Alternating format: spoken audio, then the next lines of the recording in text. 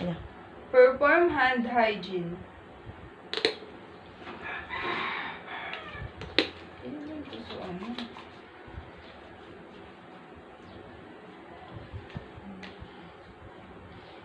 Let's proceed to the procedure.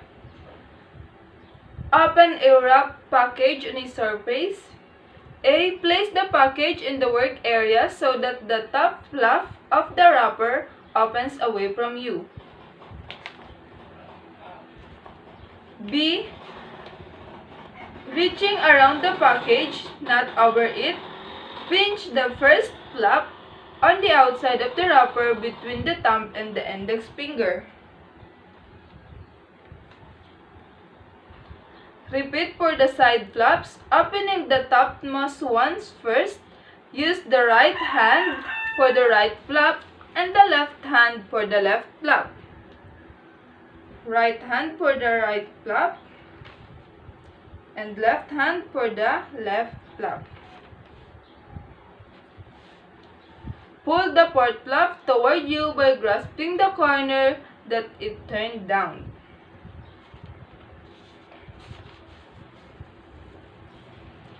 Opening a wrapped package while holding. A. Hold the package in one hand with the top flap opening away from you. B. Using the other hand, open the package as described above, pulling the corners of the flaps well back. Tuck in each of the corner into the hands holding the package so that they do not flutter and contaminate sterile objects. The hands are considered contaminated and at no time should they touch the contents of the package.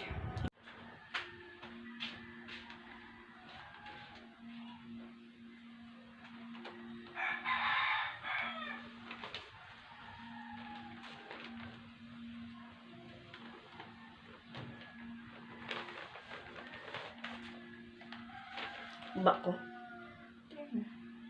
Yun. Adding solution to a sterile bowl liquids, example normal saline, may need to be poured into containers within a sterile field. Unwrapped bottles that contain sterile solution are considered sterile on the inside and contaminated on the outside because the bottle may have been handled. Bottles used in an operating room may be sterilized on the outside as well as in the inside, however, and these are handled with sterile gloves. So I'm using my sterile gloves now. A. Obtain the exact amount of solution if possible. B. Before pouring any liquid, read the label 3 times to make sure you have the correct solution and concentration or strength. Wipe the outside of the bottle with a damp towel to remove any large particles that could fall into the bowl or field. C. Remove the lid or cap from the bottle and invert the lid before placing it on a surface that is not sterile. D. Hold the bottle so that the label is against the palm of the hand. Hold the bottle of fluid at a height of 10 to 15 cm, 4 to 6 inches over the bowl and to the side of the sterile field so that as little of the bottle as possible is over the field. F. Pour the solution gently to avoid splashing the liquid.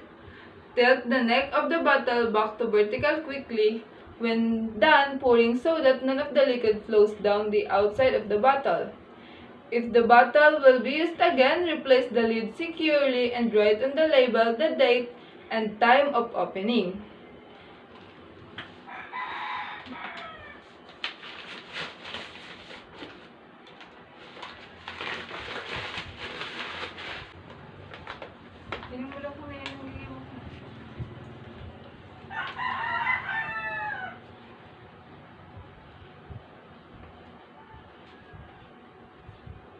Put the cup invertedly and then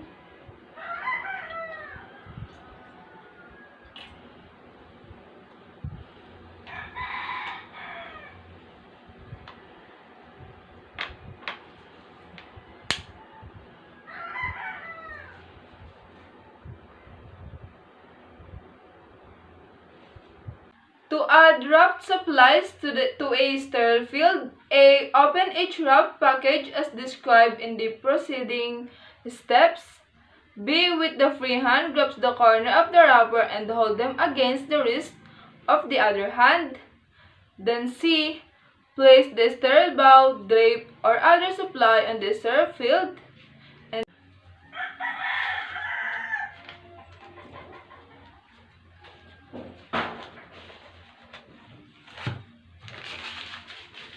discard the wrapper.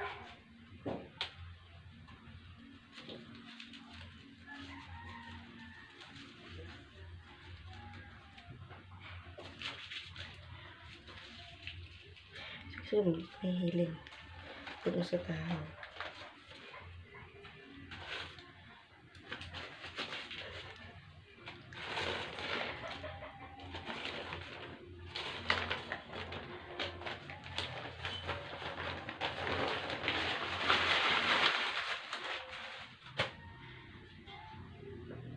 Procedure: use sterile forceps to handle sterile supplies.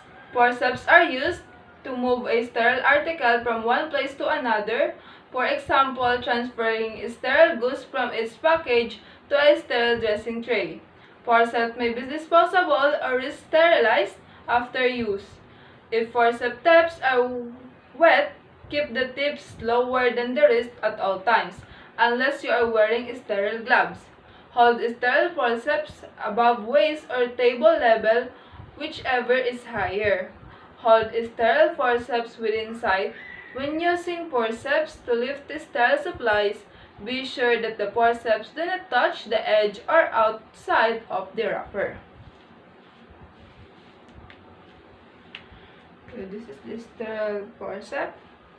This is the goose pad.